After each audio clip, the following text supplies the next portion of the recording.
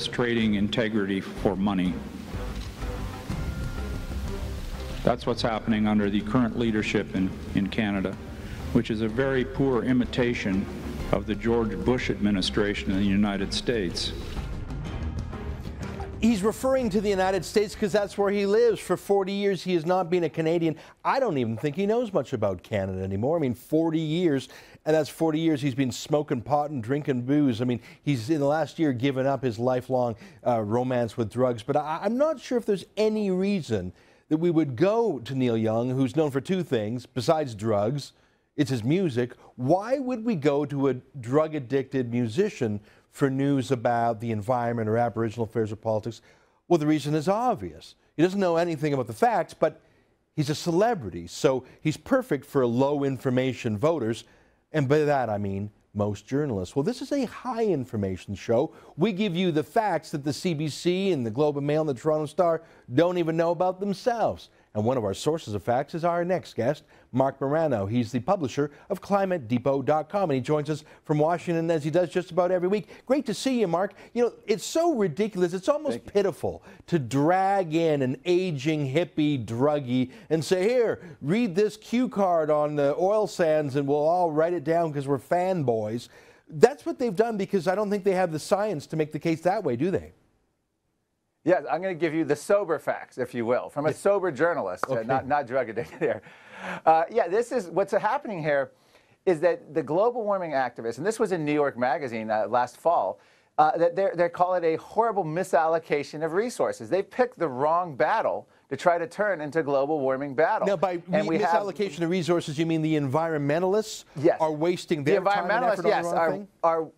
Are wasting their time and effort, and they're misrepresenting the facts, so much so they're being rebuked by fellow environmentalists, and they're being rebuked by fellow global warming activists.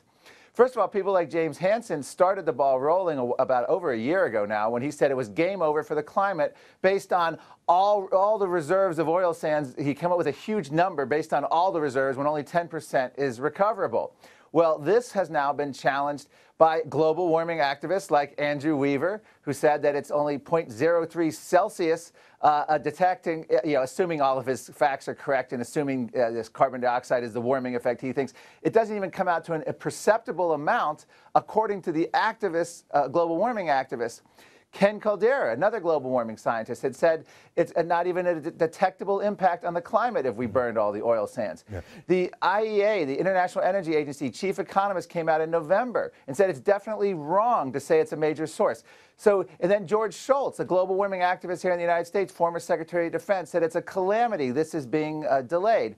You could get global warming activists and pit them against other global warming activists. There's a civil war going on here among global warmers about what impact the oil sands would have and what impact they're having on each other, and what impact it's having on the movement, because they're wasting so many resources. Well, I mean, the main and most obvious point is that the oil sands, and for example, the Keystone XL pipeline that'll bring that oil to market, it's not causing people who have been sitting in their driveways waiting for that oil sands to come through before they drive their car. It'll simply displace other sources of oil, some of which have a higher carbon footprint. Yes. But let me go back to that chart we showed there. It was a statement by Dr. Andrew Weaver. He used to be a scientist at the University of Victoria. Now, just recently he was elected last May for the Green Party in BC.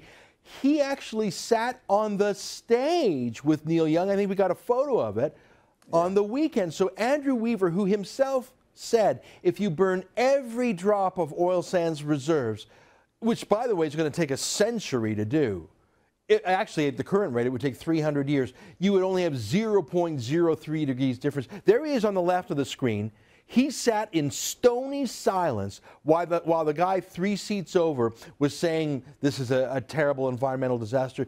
He knows better. He's a scientist. He's published better. But I guess he's in the money-making politics business now, because he sat there and smiled while Neil Young lied and contradicted his own science. Yeah, I mean, this was a remarkable scene. The man who came out with the statistics showing no perceptible impact of the oil sands sat on stage quietly while Neil Young directly contradicted his own findings. Andrew Weaver, as they say, has a lot of explaining to do, and this is clearly politics trumping science. There's no other way to look at it.